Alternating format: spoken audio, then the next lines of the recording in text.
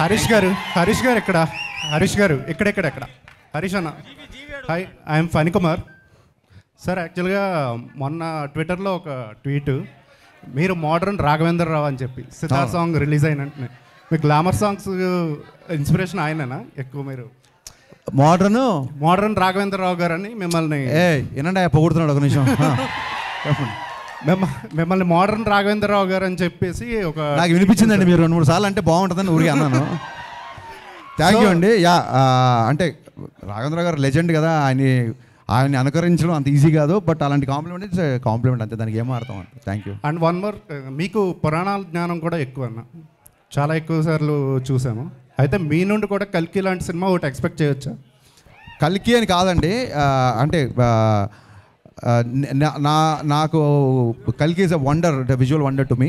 నేను కల్కి లాంటి సినిమాని ఎప్పుడు ఆలోచించలేదు. బట్ ఏదైతే ఇతిహాస సారాంశం ఉందో, ఏదైతే పురాణ సారాంశం ఉందో, అంటే ఒక ధర్మరాజుని చూసి కానీ, ఒక కర్ణుడిని చూసి కానీ, ఒక అర్జునుడి కానీ, ఒక ద్రోణాచార్యుని కానీ, ఒక పరశురాముడి కానీ, ఈ క్వాలిటీస్ ఉండే హీరోయిజం అంటూ డెఫినెట్గా చూపిద్దాం అన్నది నాకు.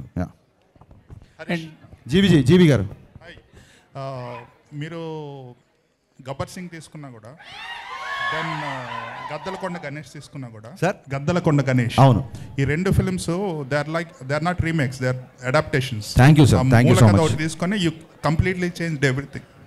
నేను ఈ ఫిల్మ్ ఒరిజినల్ రైడ్ కూడా థియేటర్లో చూశాను. ఇట్ ఈస్ లైక్ ఫస్ట్ నుంచి లాస్ట్ వరకు it's a serious content driven action film. దీన్ని మీరు చాలా మోడిఫైస్ చేశారు. And it more than that I can see a lot of nostalgia. For example Hum Aapke అకౌంట్లో సాంగ్ తెలుగు వర్షన్ పెట్టేసేసి, so romantic, there is no romance in that film. So I think lot of people are thinking that it's a remake. Probably it should be told as an adaptation. Only basic point తీసుకొని మొత్తం రీరేట్ చేసినట్టు. That is how it is, right? Thank you so much for understanding so deeply GV గారు. Adaptation అనే పదం నాకు నచ్చింది. నేను ఎత్తుకుంటున్నాను ఏ పదం చెప్పాలి వాళ్ళు, కానీ డెఫినెట్గా నేను గోస్ట్గా ఒక 30-40 సినిమాలు రైటర్గా వచ్చానండి. సో రైటింగ్ అనేది నాకు పెద్ద, అంటే నాకు చాలా ఇష్టమైన పని. సో సొంతంగా రాసుకోవడం కాదు, ఇంకో రైటర్ని గుర్తించినప్పుడే కదా మనలో రైటర్ ఏంటో తెలుస్తుంది. సో నాకు ఒక కథ విపరీతంగా నచ్చింది అనుకోండి, సంవత్సరానికి అన్ని లాంగ్వేజ్లు కలిపి మోర్ దెన్ 100 ఫిల్మ్స్ వస్తాయి. ఎప్పుడో వచ్చిన ఒక 7 ఏళ్ల క్రితం వచ్చిన ఒక సినిమా నాకు నచ్చింది అంటే there is something I want to tell the story.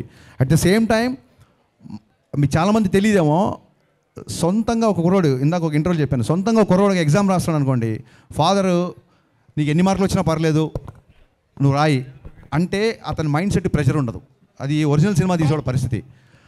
Already ఒక లాంగ్వేజ్లో హిట్ అయితేనే మనం రీమేక్ చేస్తాం, లేకపోతే చెయ్యం డెఫినెట్గా.